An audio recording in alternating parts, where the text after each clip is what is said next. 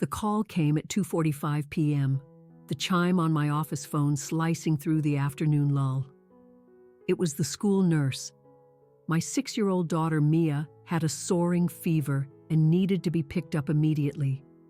I was 50 minutes away, stuck in a mandatory company-wide meeting in a downtown high-rise with a gridlock of traffic between me and her. My hands were shaking as I dialed the one person who lived less than a mile from the school. My mother, Eleanor. I rushed through the explanation, a knot of panic tightening in my chest. "Mom, please, Mia is burning up. Can you just grab her? I'm leaving this very second."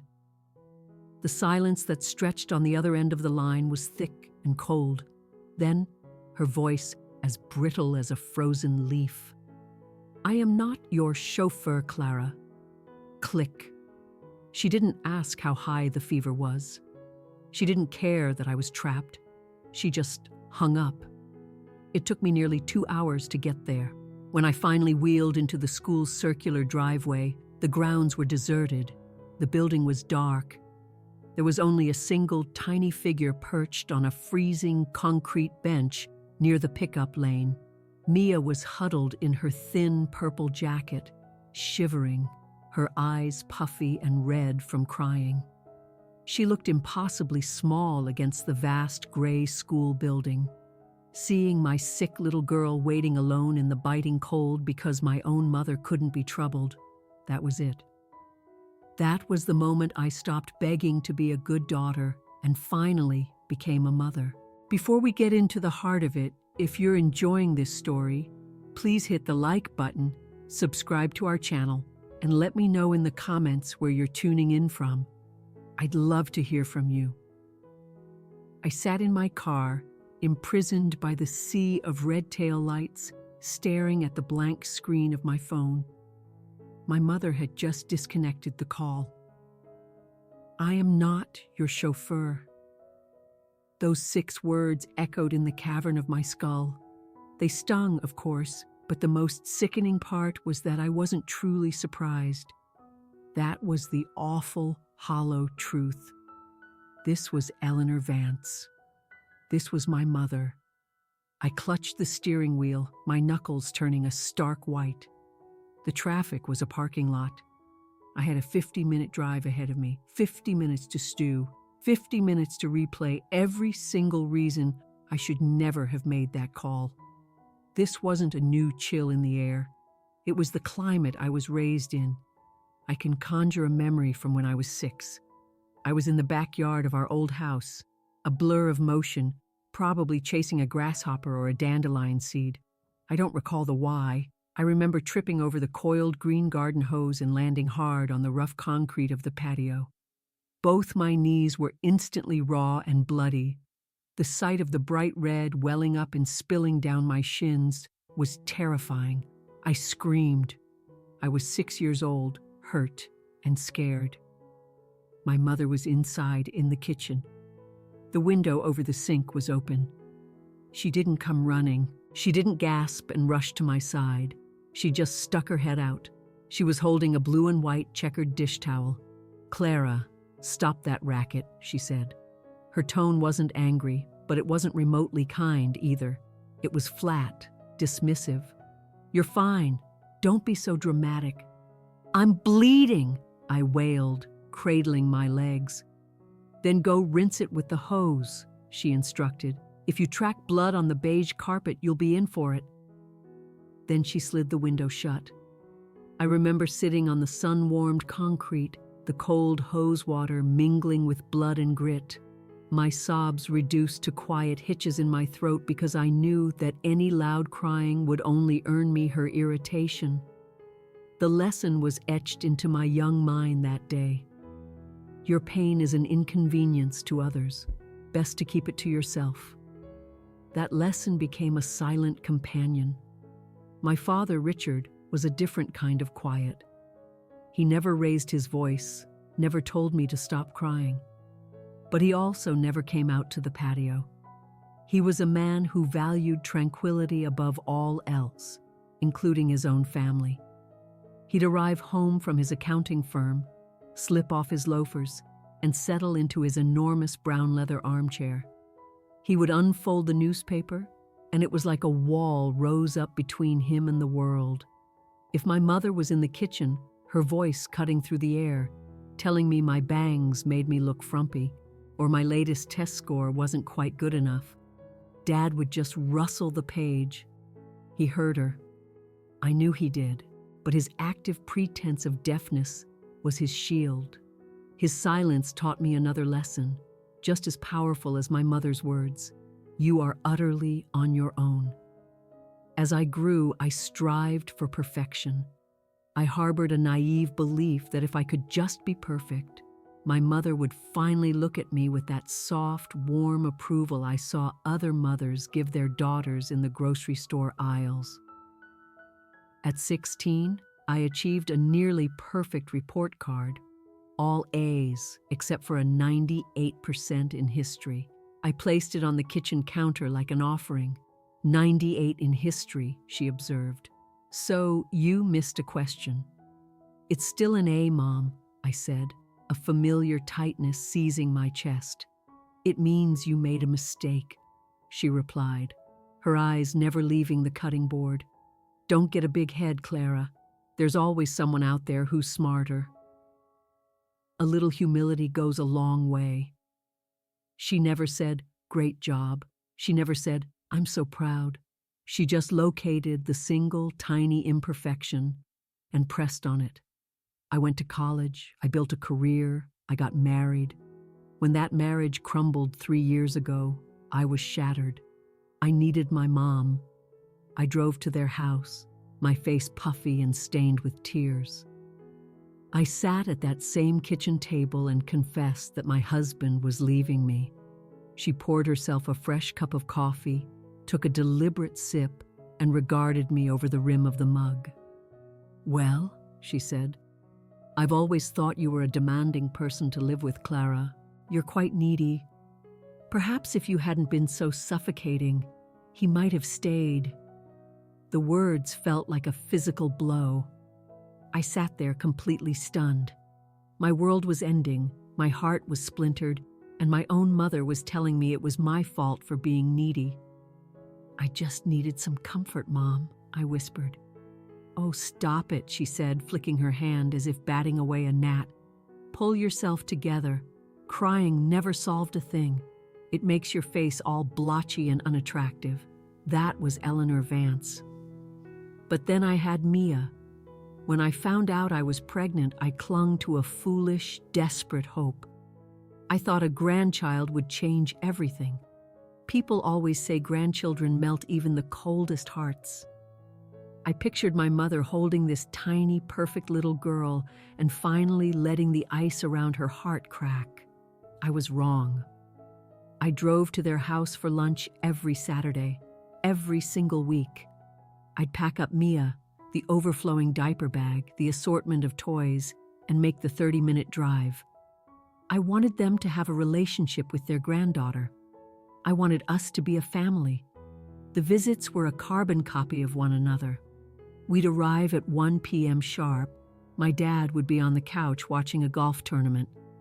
Hello, sunshine, he'd say, giving me a quick pat on the head before his eyes flickered back to the television. My mother would be in her pristine kitchen.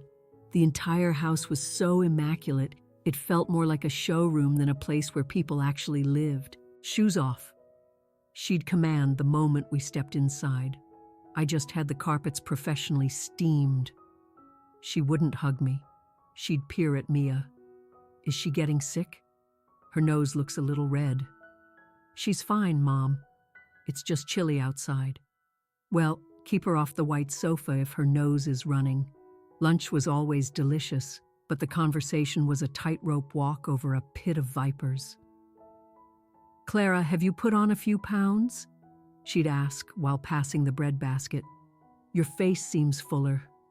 I'm the same weight, Mom. Maybe it's that sweater. It's not a very flattering cut. It makes you look boxy. I'd swallow a bite of roll, feeling it turn to paste in my throat. I'd glance at Dad.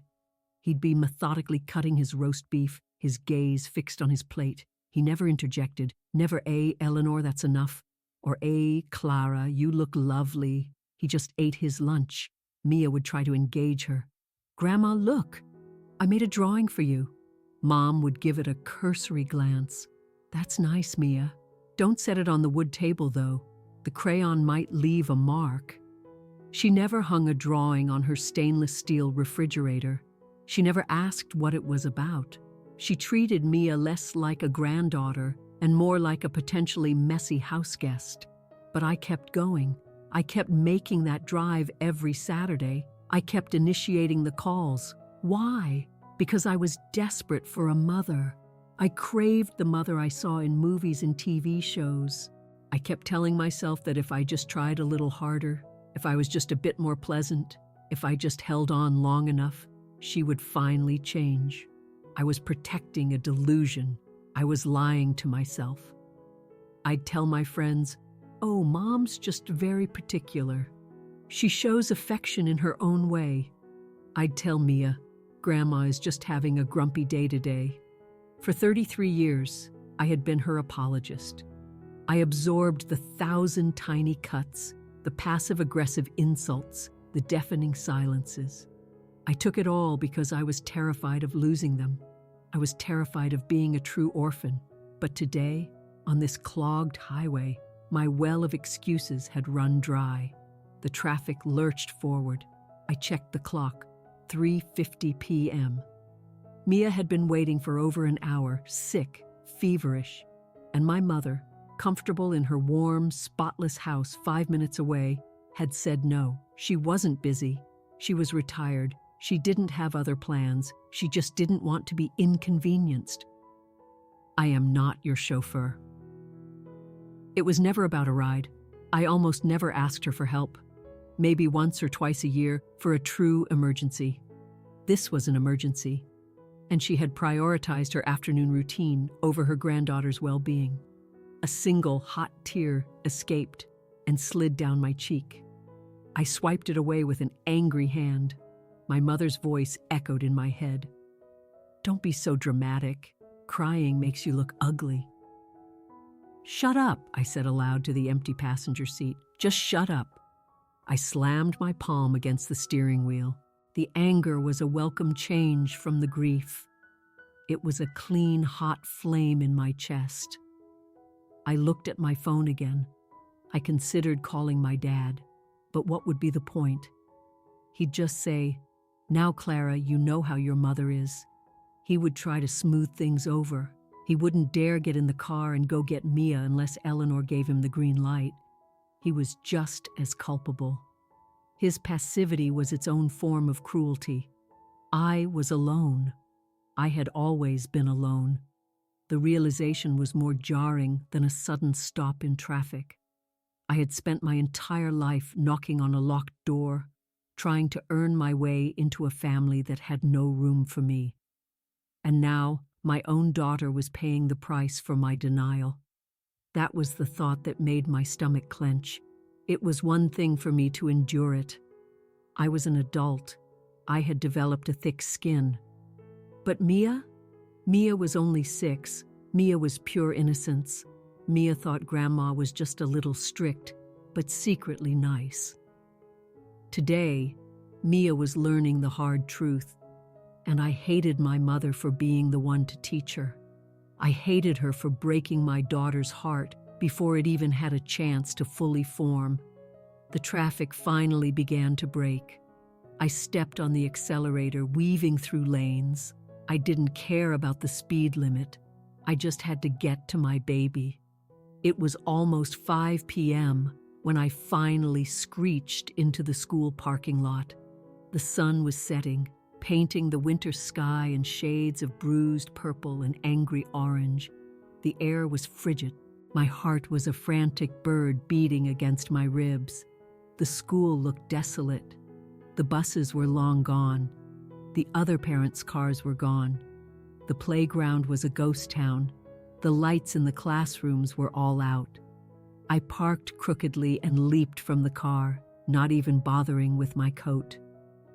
The cold air was a shock, chilling the sweat on my skin.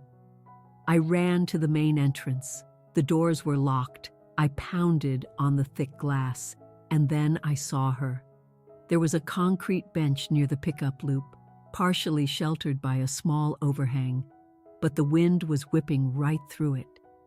Mia was sitting there. She wasn't playing on her phone or reading a book.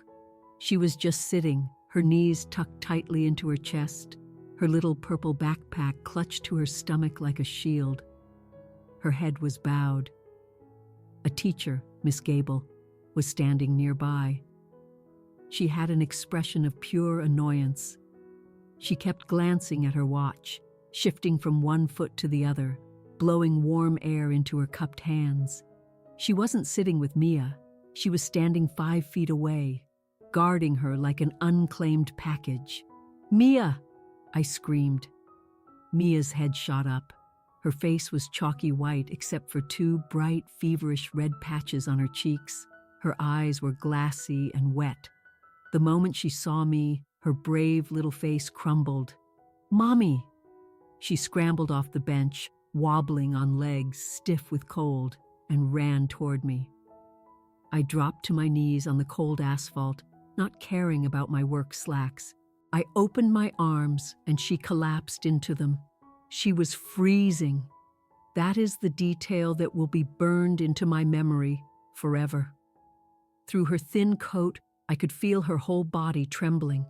She was vibrating with a deep, penetrating cold.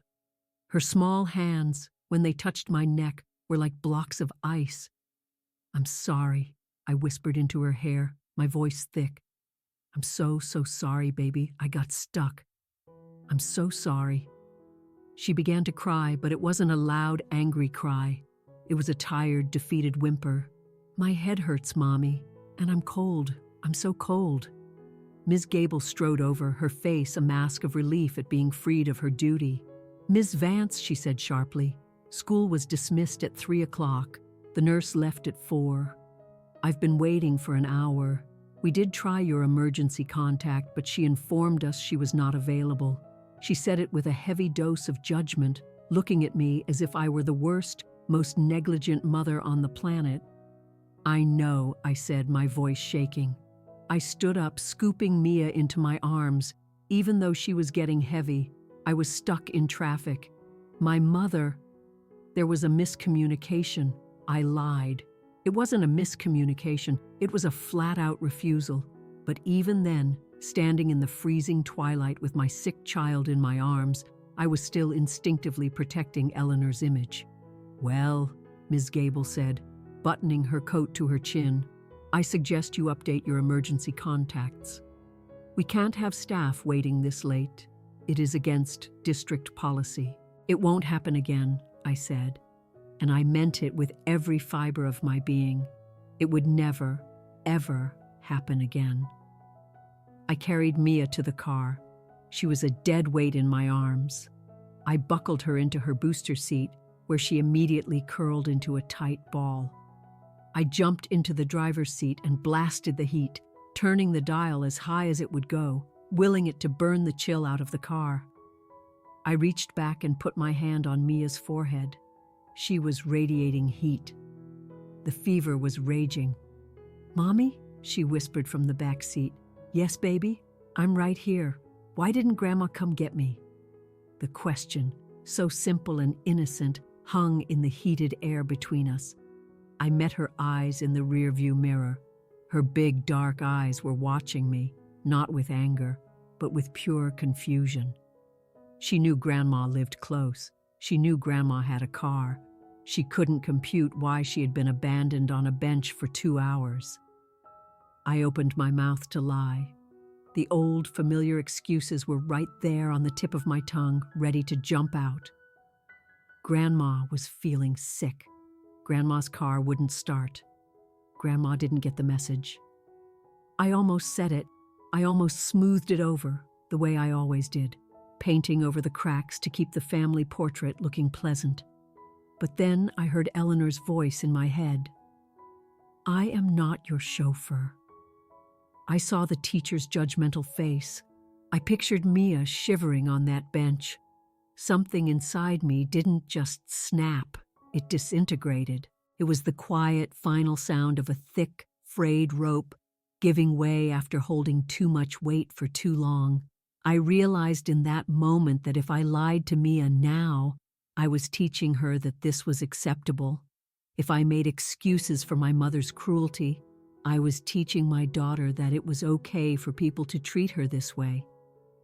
I was teaching her to be grateful for crumbs of affection. I was teaching her that her well-being wasn't worth the effort. I could take the abuse for myself, but I would be damned if I passed that legacy down to my child.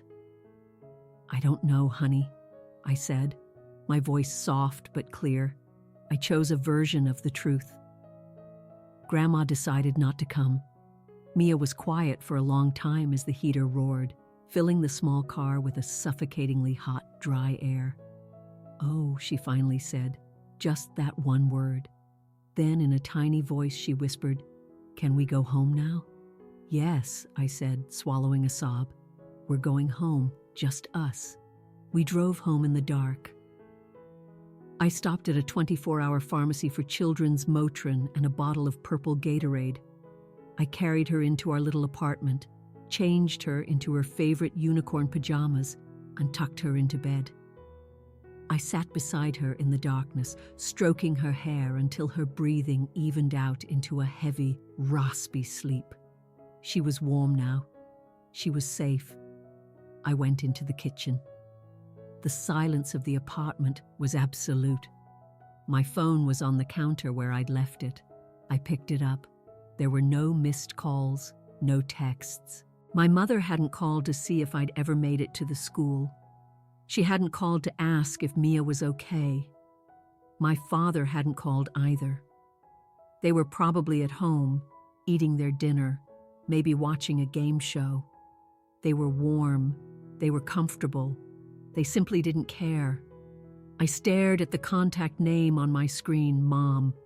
A wave of grief, so powerful it made me grab the edge of the counter, washed over me. I was mourning the mother I had always wanted but never had. I was grieving the 33 years of hope I had stubbornly held on to. I realized I hadn't been protecting peace. I had been protecting a state of denial. I was the only one in this family who was actually trying. And today, I had finally lost. Or maybe I had finally won. Because as I stood there in the quiet of my own kitchen, listening to the low hum of the refrigerator, I knew I was done. I wasn't going to call and scream. I wasn't going to send a passive-aggressive text. I wasn't going to play her twisted game anymore. I walked over to the large calendar hanging on the wall. Next Saturday was circled in red pen, lunch at Mom-Dad's. I picked up a thick black Sharpie. I drew a heavy, decisive line through it. Then I went to the next Saturday, and the next. I crossed out every single Saturday for the rest of the year. My hand was shaking, but my mind was a placid lake. I was done begging for scraps of love. I was done exposing my daughter to people who viewed her as an inconvenience. The breaking point wasn't a fiery explosion. It was a profound, empowering silence. I put the cap back on the marker. I turned off the kitchen light, went into Mia's room, and lay down on the rug beside her bed.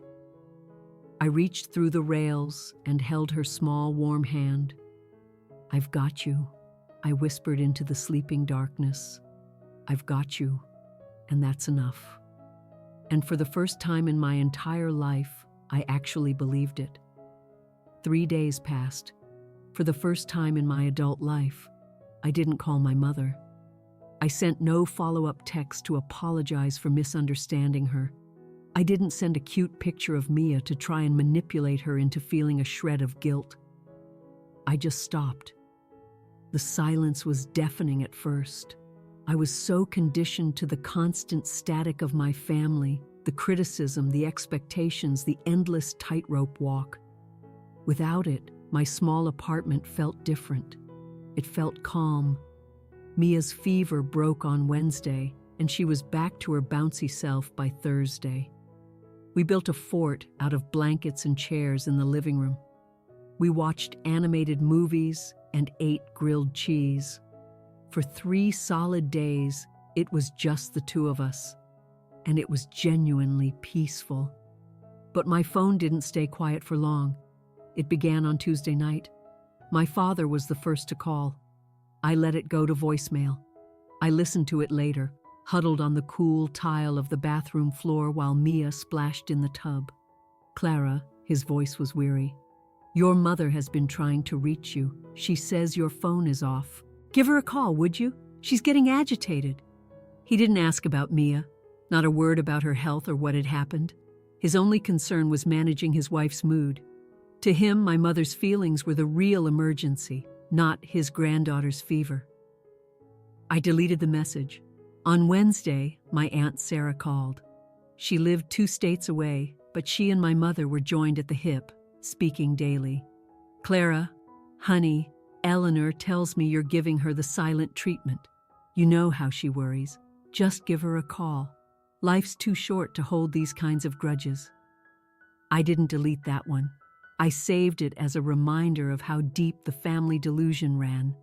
They all saw me as the one holding a grudge, the stubborn one. Not a single one of them knew or cared that a 6-year-old child had been left shivering on a concrete bench. Then came the texts from my mother's social circle, women I'd known since I was a child. "Your mom is so sad she hasn't heard from you. Hope you're all okay." Another one read, "Eleanor is worried sick about you." Worried sick. The irony was so bitter it made me laugh out loud in my quiet kitchen. She wasn't worried about me or Mia. She was worried she had lost control. She was panicked because I had deviated from the script. I was supposed to have called by now, crawling back, begging for her forgiveness. By Thursday, my mother finally tried calling herself. She called 4 times in the span of an hour. I watched her name flash on the screen. Mom calling. My heart used to do a little dance of fear and hope whenever I saw that.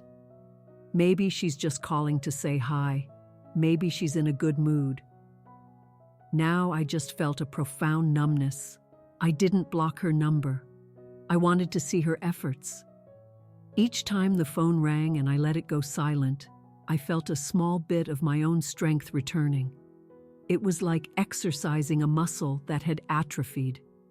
I wasn't trying to punish her, which is what they would never understand.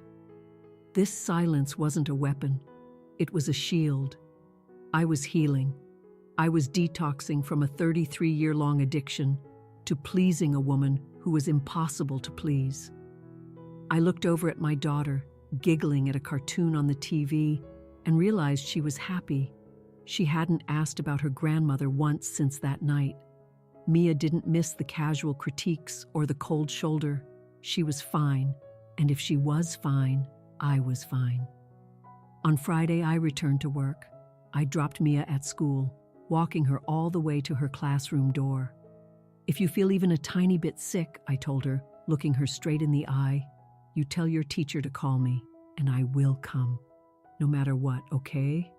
"Okay, Mommy," she said, hugging me fiercely. I watched her skip into her classroom, and she didn't look back. I went to work. I did my job. I came home. I didn't visit my parents that weekend. Saturday came and went. Usually, Saturday mornings were a knot of stress. Rushing to get Mia dressed in something nice, baking a quick bread so my mother wouldn't say I arrived empty-handed. I'd typically have a stomach ache by 10 a.m. This Saturday, we stayed in our pajamas until noon. We made pancakes and got syrup on the table, and I didn't care. We took a long walk in the park. My phone rang at 1 p.m., the exact time we usually pulled into their driveway. It was my dad. I let it ring. The sun was out. Mia was trying to make friends with a squirrel. I took a deep, clean breath of the crisp air. The world hadn't ended because I skipped Saturday lunch. The sky hadn't fallen. I was free, or so I thought. But in a small city, You can't stay hidden forever. The inevitable collision occurred on a Tuesday evening, a week after the school incident. I needed to pick up groceries. I usually went out of my way to avoid the supermarket in my parents' part of town, but it was the only one that stocked the specific brand of gluten-free dinosaur-shaped pasta that Mia loved. I figured it would be safe. It was 6:30 p.m. My parents ate dinner at 6 on the dot. They should have been home. I was wrong. I was in the baking aisle. Mia was walking beside me, proudly holding her own tiny shopping basket. We were debating brownie mixes. "Can we get the one with the extra chocolate chunks, Mom?" Mia pleaded. "Of course," I said, reaching for the box. "Clara?" The voice sent a jolt of ice through my veins. It came from directly behind me. I knew that voice. I knew its precise pitch, the subtle, ever-present edge of judgment. I squeezed my eyes shut for a half second, inhaled, and turned. Eleanor was standing there. She was wearing a beige trench coat, looking, as always, like she had just stepped out of a catalog. Her hair was perfectly coiffed. Her cart was filled with organic kale, sparkling water, and lean ground turkey. My father wasn't with her. She was alone. She looked at me, then her gaze dropped to Mia. Her eyes widened in a flicker of surprise, but she composed herself instantly, sliding on her public mask, the one reserved for neighbors and church acquaintances. "Well," she said, clutching her handbag, "I haven't heard from you in a week. I was starting to think you'd left town. No hello. No how are you. Just an immediate accusation." I held my ground. I didn't offer a smile. "I've been busy, Mom," I said. My voice was even and calm. It surprised me how steady it sounded. She took a step closer, invading my personal space, her expensive floral perfume enveloping me. It was a scent I used to associate with comfort. Now it just smelled like anxiety. "Too busy to return your father's calls?" she said, her voice dropping to a conspiratorial whisper so the other shoppers couldn't hear. "He's been a nervous wreck. You know he has high blood pressure, Clara. You're being incredibly selfish." And there it was, the classic pivot. It was my fault Dad was worried. It was my fault they were unhappy. "Dad knows how to use a phone," I said flatly, "and so do you." She blinked, taken aback. She wasn't accustomed to me pushing back, to me meeting her gaze without flinching. She decided to change her strategy. She looked down at Mia. Mia had pressed herself against my leg. She wasn't hiding, but she wasn't stepping forward either. She was just watching her grandmother with a completely neutral expression. There was no flicker of excitement, no running for a hug. Just a 6-year-old observing a near stranger. "Mia," my mother cooed, her voice jumping up an octave into a syrupy sweet register that was entirely fake. "Oh, look at you. You look like you've grown an inch." She bent down, her arms open wide. "Come give your grandma a hug, sweetie. I have a butterscotch candy in my purse for you." The bribe. She always led with a bribe, a piece of candy, a dollar bill. She thought affection was a transaction. The old Mia would have darted forward, eager for the hug and the treat. But this Mia remembered the cold bench. She remembered shivering. Children might not have the vocabulary for betrayal, but they understand its chilling frequency. Mia took a half step back. She didn't smile. She didn't reach out. "No, thank you," Mia said. It was quiet. It was polite. But it was a definitive rejection. My mother froze, her arms still open. She looked absurd, crouched in the baking aisle with no one to embrace. "Don't be silly, Mia," she said, her smile tightening at the edges. "It's Grandma. Come here." Mia looked up at me, not at Eleanor, at me. "Mom," she said, "can I go pick the sprinkles now?" She turned her back on her grandmother and trotted over to the cake decorating display, intently studying the jars of rainbow nonpareils. It was a moment of devastating simplicity. Mia had dismissed her. She had decided that a jar of colored sugar was more interesting and more important than Eleanor Vance. My mother straightened up slowly, a blotchy red flush creeping up her neck. Her eyes, when they met mine, were blazing with fury. "You are teaching her to be rude," she hissed. "That is utterly disrespectful, Clara. You need to discipline that child." "She's not being rude," I said, my voice still quiet. "She's being honest. She doesn't want a hug." "And why is that?" Eleanor demanded. "Because of the lies you've been telling her? Because you're poisoning her mind against her own family?" "No," I said. "It's because you left her on a freezing bench for 2 hours last week." My mother waved her hand dismissively. "Oh, for heaven's sake, are we still on about that? I told you I am not a babysitter. You need to learn to manage your own schedule. That doesn't give you the right to cut us out." She straightened her coat, reasserting her authority. She glanced at her cart. "We are expecting you for lunch on Saturday," she announced, assuming her commander-in-chief role. "Sarah is coming over, don't be late." And put Mia in a dress, not those leggings. She started to turn, confident she had reestablished the hierarchy, and I would fall in line. "Mom," I said. She stopped and looked over her shoulder. "We're not coming." She frowned. "What?" "We're not coming on Saturday," I repeated, speaking each word with precision. I wanted no room for misinterpretation. "Don't be so dramatic, Clara. You'll be over this little tantrum by then." "It's not a tantrum," I said. I glanced at Mia, who was happily clutching 2 different jars of sprinkles. "We aren't coming this Saturday, or the Saturday after that." I took a breath and delivered the final sentence. "You're not welcome in our lives right now, Mom." The silence that fell in the aisle was heavy and absolute. The cheerful grocery store music seemed to fade away. My mother's face contorted through a series of emotions. First, shock. Her mouth fell slightly agape. She couldn't process the words. Then, disbelief. She looked at me as if I'd started speaking in tongues. And finally, for one fleeting, naked second, I saw it.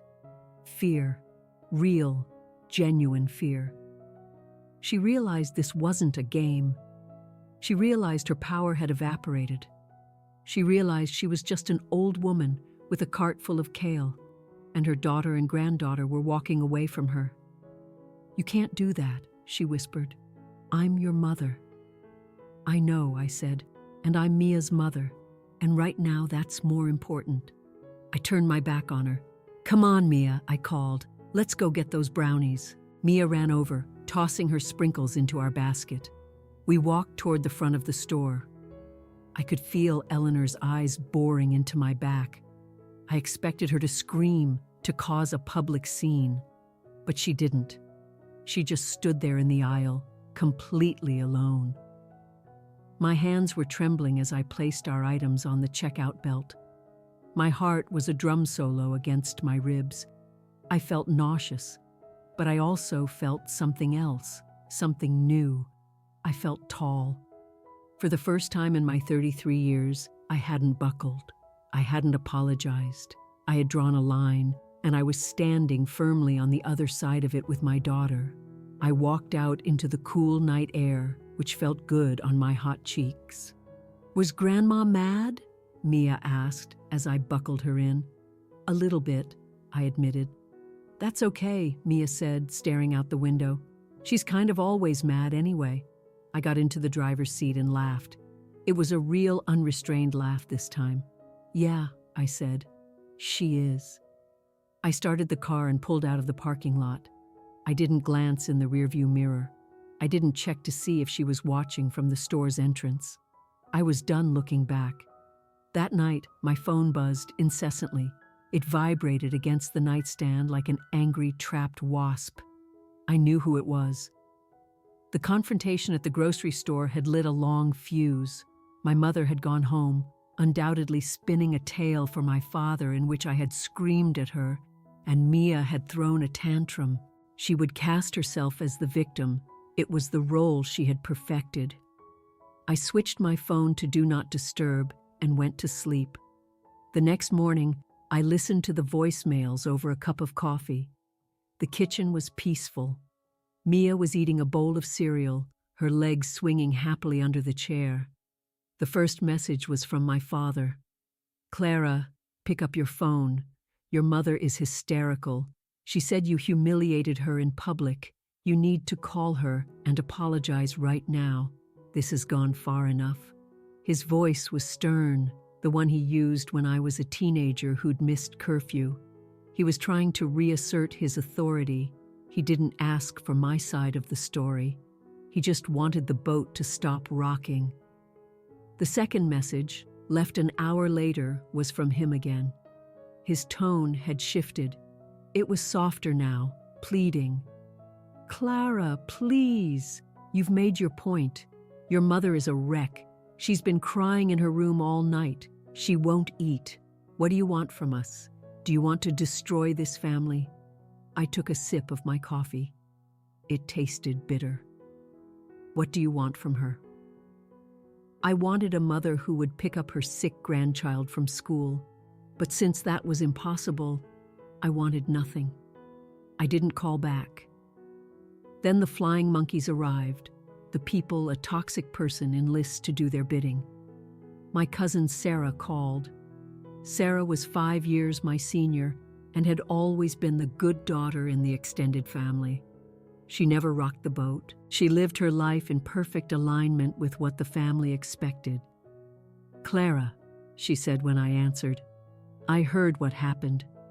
Aunt Eleanor is just devastated." "Did she tell you what she did to Mia?" I asked. "She said there was a misunderstanding about a ride," Sarah said smoothly. "But Clara, she's your mother. You can't just cut her off. It makes everyone look bad." "It looks bad."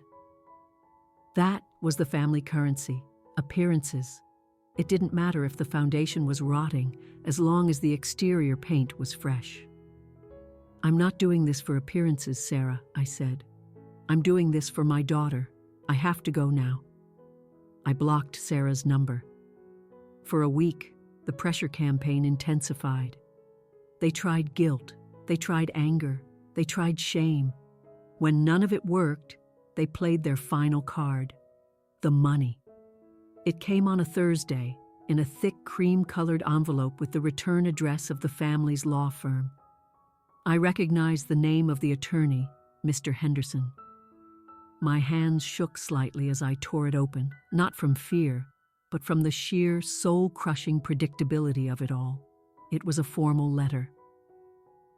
"Dear Ms. Vance, this letter is to advise you that your parents, Richard and Eleanor Vance, have recently updated their estate planning documents." I skimmed the dense legal language. The meaning was crystal clear.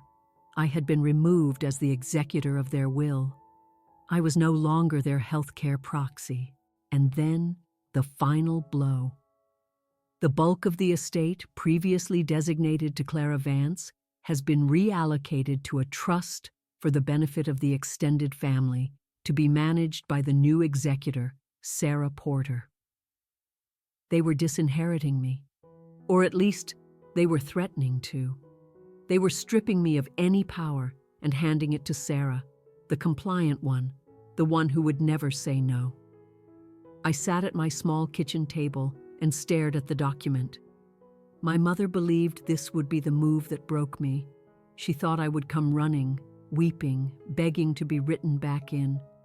She believed I had stuck around for all those years for a future inheritance. She thought my love was a commodity she had purchased, and now she was canceling the payment. She wanted to punish me, to make me feel small and powerless.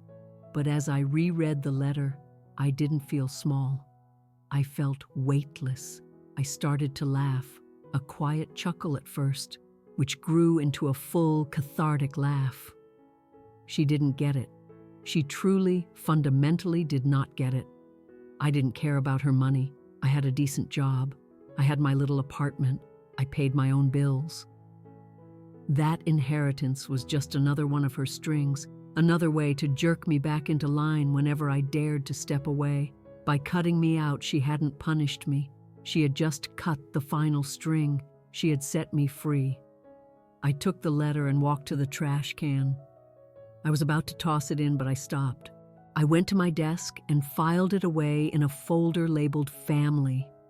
I kept it, not as a source of regret, but as a receipt for who they were, a reminder that their love was transactional, that it came with a price tag, and the price had always been my dignity. I didn't call the lawyer. I didn't call them. I sent a single text to my father. Receive the letter. I understand. Sarah will do a fine job. That was it. No anger, no pleading. I can only imagine the stunned silence in their house when that text landed. They had geared up for a dramatic fight. I gave them nothing, and giving them nothing was the most powerful thing I had ever done. Winter descended on Denver with a vengeance. November's chill gave way to December's brutal snow. A blizzard shut down the city. The roads became sheets of glass. Tree branches, heavy with ice, snapped and brought down power lines. My apartment went dark on a Tuesday night. It was cold, but we were okay. I had flashlights and a small camping stove. To Mia, it was a grand adventure. We built a nest of blankets in the living room and read stories by candlelight. We were warm. We were safe. My phone was fully charged. I kept it on just in case. At 11:30 p.m., it rang, its screen illuminating the dark room. Dad calling. I stared at it. I hadn't spoken to him since the text about the will, 3 weeks prior. My stomach clenched. A late-night call is never good news. I answered. Hello? Clara? His voice was thin and reedy with panic. He was breathing hard. I could hear the wind howling on his end of the line. Clara? Thank God. What's wrong, Dad? I asked, my voice calm, the caregiver instinct kicking in before I could stop it. It's your mother, he said. The power's out. She went onto the back deck to check on the generator. She slipped on the ice. I sat up straighter. Is she okay? I don't know, he stammered. She fell down the deck stairs. She can't get up. She thinks her ankle is broken. Maybe her hip. She's in so much pain, Clara. She's screaming. Call 911, I said, my voice steady. I did, he yelled. They said the roads are impassable. They're backlogged with accidents. They said it could be hours. We can't wait hours. She's freezing, Clara. She's lying in the snow. Can you get her inside? I can't lift her, he cried. My back. I can't. And the cars. The driveway is a solid sheet of ice. I can't get the SUV out. We're trapped. Then came the inevitable request, the demand. You have the Subaru, he said, his voice desperate. You have all-wheel drive. You can make it up our hill. Please, Clara, you have to come. You have to help me get her inside and drive her to the emergency room. I closed my eyes. I could picture it perfectly. The wooden deck stairs, the slick frozen wood. I pictured my mother lying in a heap in the snow, in agony, helpless. And my father, frantic and useless, hovering over her. My body tensed, every muscle screaming the old programming. Go. Go save her. Be the good daughter. This is your chance. If you save her, maybe she'll finally love you. I started to push the blankets off my legs. Clara, my dad yelled. Are you coming? And then I stopped. A memory flashed in my mind, so clear it was dizzying. I saw Mia, my 6-year-old daughter, sitting on a concrete bench in the twilight. I saw her shivering. I heard my mother's voice, as cold and sharp as the ice outside. I am not your chauffeur. She had left my sick child in the cold because she did not want to be inconvenienced. And now, she was the one in the cold. It wasn't about revenge. I didn't want her to be hurt. But I realized something profound in the flickering candlelight of my living room. I was not their emergency contact anymore. I was not their servant. I was a mother, with my own child to protect. If I left now, I would have to wake Mia. I would have to drag her out of her warm nest and into a blizzard. I would have to put her in a car on treacherous, icy roads. I would be risking my own daughter's safety to rescue the very woman who had shown zero regard for it. I looked at Mia, sleeping peacefully under the mountain of blankets, her breathing soft and even. She was safe. I had made her safe. My choice was clear. No, I said. The silence on the other end of the line was absolute. What? My father whispered. No, I said again, my voice stronger now. I'm not coming, Dad, but she's hurt, he sputtered. She's your mother. I know, I said, and the roads are dangerous. I have Mia here. I am not waking her up and driving on a sheet of ice. It isn't safe. Clara, you can't be serious. She needs you. Cover her with blankets and wait for the ambulance, I instructed. They're the professionals. I'm not. You ungrateful. He started to shout, the mask of the passive, gentle father slipping away to reveal the anger beneath.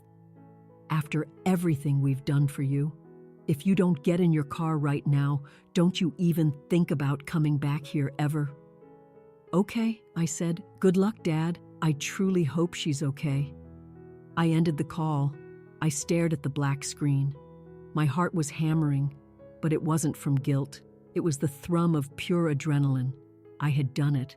I had said the ultimate no.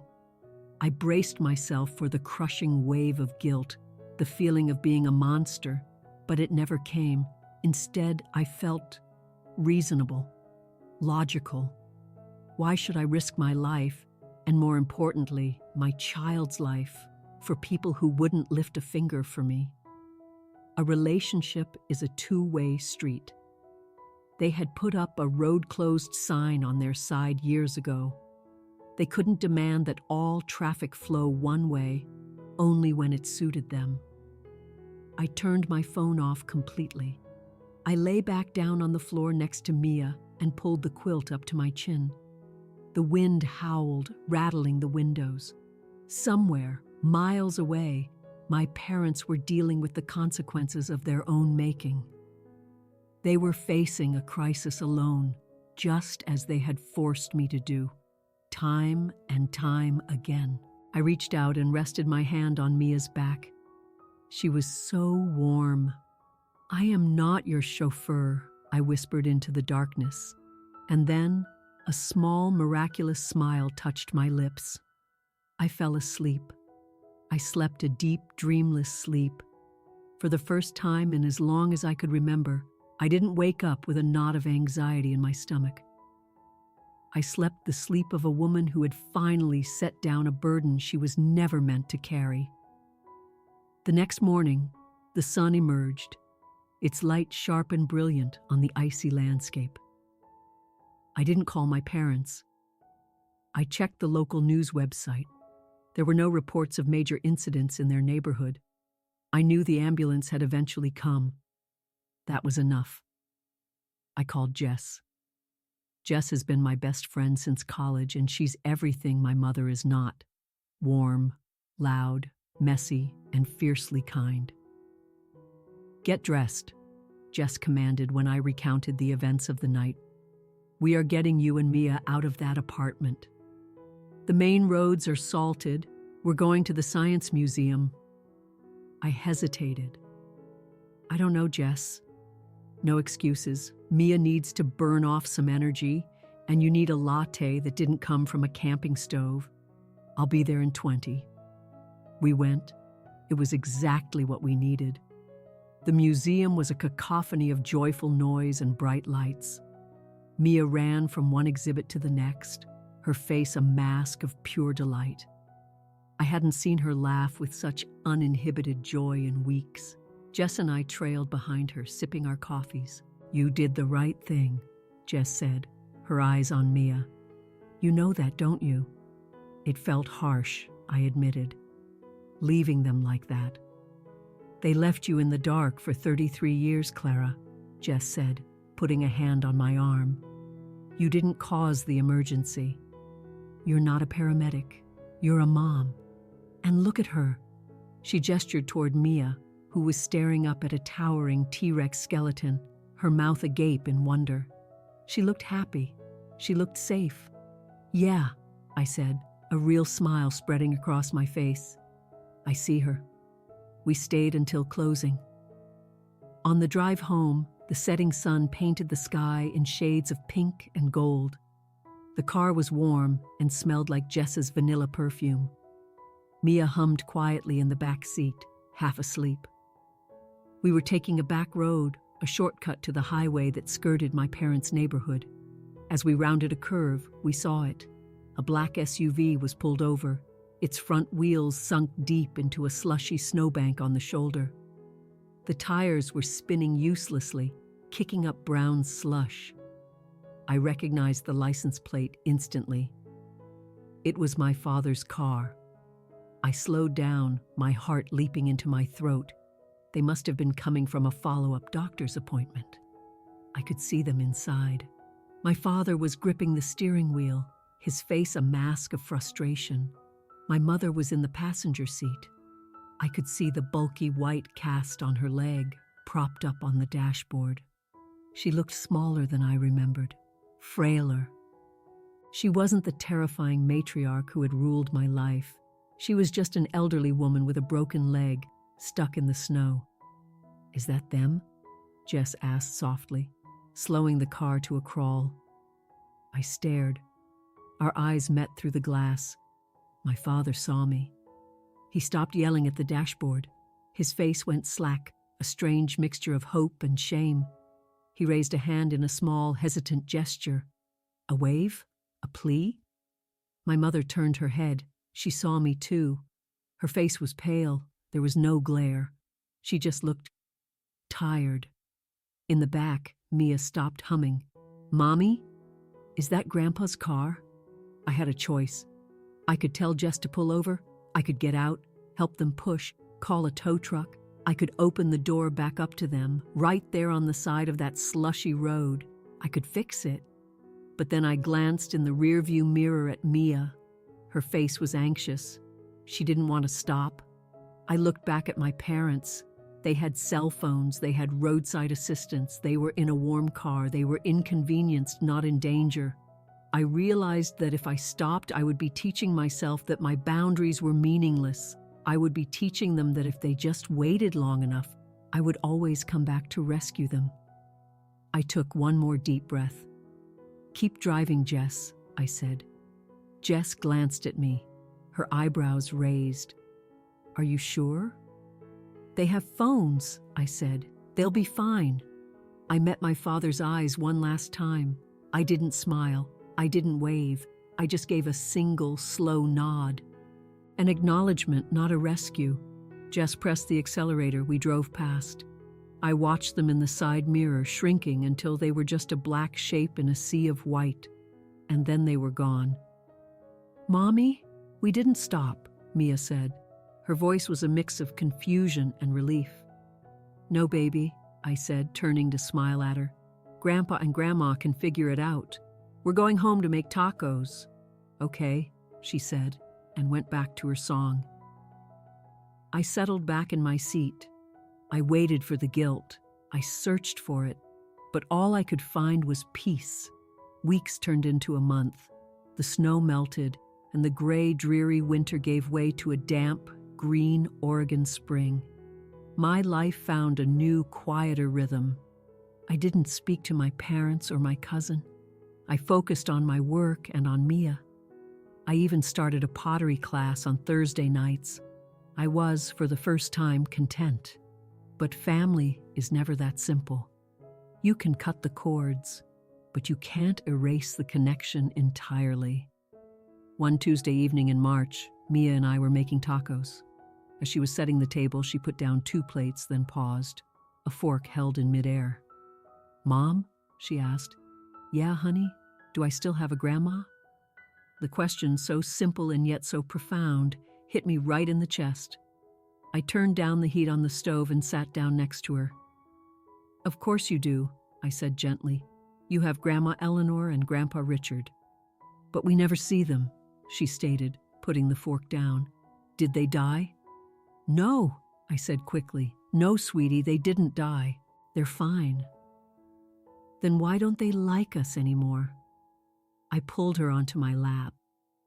It's not that they don't like us, I said, choosing my words with care. It's complicated. Sometimes grown-ups forget how to be kind, and when people aren't kind to us, we have to take a little break from them so they have a chance to remember. Maybe she nodded slowly, fiddling with a button on my shirt. Maybe she forgot, she whispered. Maybe she forgot to be nice because her leg hurt so much. The pure, innocent empathy in that statement cracked my heart open. Mia wasn't holding a grudge. She was trying to find a reason, an excuse for their behavior. She still had love in her heart for people who had shown her so little of it. I realized then that I had been protecting Mia from them, which was right. But by cutting them out completely, I was also making a decision for her. I was deciding she would have no grandparents at all. Was that fair? I looked at my daughter, this little person who was so much kinder and more resilient than I was. Do you want to see them? I asked. Mia just shrugged. I guess. I want to show Grandma my new missing tooth. It was such a small, childish desire, but to her it was monumental. I took a deep breath. Okay, I said. Let me think about it. That night, after Mia was asleep, I sat on the couch, my phone in my hand. I hadn't sent my mother a text in almost 3 months. Our last communication had been through her lawyer. I typed a message, then deleted it. I typed another. I didn't want to apologize. I didn't want to swing the door wide open. I just wanted to crack it open a tiny bit. Finally, I settled on 5 words. Do you want to see Mia? It was direct. No hi, Mom. No how are you? Just the offer. I held my thumb over the send button. If I did this, I was risking all the old pain, all the criticism. But I was different now. I wasn't the scared girl anymore. I was the woman who had driven past them in a snowbank. I knew deep in my bones that I could survive without them, and that knowledge made me feel safe. I pressed send. I set the phone down and stared at it. 1 minute passed, then 2. The phone buzzed. I picked it up. A reply from Mom. Yes. That was it. 1 word. Then a second text bubble appeared. We could meet at the park, Saturday at 10. She was suggesting a neutral ground, not demanding we come to her house, not dictating our schedule. It was a small shift, but it was a shift. Okay. See you then? I typed back. I put the phone down. I didn't feel elation. I felt a cautious pragmatism. For the first time, I felt like the adult in the relationship. I was setting the terms. Saturday morning was crisp and bright. We pulled into the park at 9:55 a.m. I wanted to be there first, to be settled. Mia was wearing her favorite blue coat, nervously checking her reflection in the car window to make sure the gap in her smile was visible. Remember, I told her before we got out, if you want to leave at any time, for any reason, you just say the code word. Pineapple, Mia said with grave seriousness. Right, pineapple. We walked to the playground. At 10 a.m. sharp, the black SUV pulled into a parking spot. My stomach did a nervous little flip, but I breathed through it. My father got out, walked around to the passenger side and helped my mother out. She was using a cane and she moved slowly. Her cast was off, but a thick brace was still on her ankle. She looked smaller, more fragile than I'd ever seen her. They walked toward us. I stood with my hands in my coat pockets, not moving to greet them. They stopped a few feet away. The silence was long and awkward. My mother looked at me, her eyes scanning my face, searching for the old Clara, the one who would have rushed to her side, apologizing, offering to help her to a bench. I just stood still, meeting her gaze. She seemed to realize that the old Clara was gone. Her eyes dropped to Mia. "Hello, Mia," she said. Her voice was quiet, not the fake high-pitched coo from the grocery store, just a normal voice. "Hi, Grandma," Mia said. She beamed, showing off the gap. "Look, my tooth fell out." My mother blinked, and for a fleeting second her face softened with genuine surprise. "My goodness," she said, "you are growing up so fast." "Did it hurt?" my father asked, stepping forward. "Nope." The tooth fairy gave me $5. My father chuckled. It was a rusty sound, but it was real. "Well, that's a very generous tooth fairy," he said. We stood there for another awkward moment. "Can I go on the swings?" Mia asked me. "Sure, sweetie," I said. Mia ran to the swing set and plopped down, her legs kicking, trying to get started. "Mommy," she called. "Push me." I started to walk toward her. "Clara," my mother said. I stopped and turned. "I can do it," she said. She looked at me, her eyes almost asking for permission. It was a first. I glanced at her braced ankle. "Can you stand that long?" "I'll be fine," she said. "I want to." I nodded. My mother walked slowly to the swings. She hooked her cane over the top bar of the set, stood behind Mia, and placed her hands on her small back. She gave a gentle push. "Higher, Grandma," Mia squealed. "Hold on tight," my mother said. She pushed again, gently, carefully, almost reverently. I stood near the bench with my father. We didn't talk about the fight or the will. We talked about the weather and his car. The silence between us wasn't empty anymore. It felt like a truce. I watched my mother pushing my daughter. She wasn't telling Mia to sit up straight or grip the chains properly. She was just pushing. She looked over at me, and our eyes met across the playground. She didn't smile, and neither did I. But there was a nod, a tiny, almost imperceptible acknowledgement. She understood the new rules. She knew that if she was cruel, we would leave. She knew I wasn't afraid of her anymore, and because I was no longer afraid to leave, I could finally choose to stay. We stayed for an hour. When it was time to go, there were no forced hugs. "Goodbye, Mia," my mother said. "Drive safe, Clara." "Bye, Mom," I said. We drove home. Later that week, I was tidying up the kitchen, and I saw a new drawing taped to the refrigerator.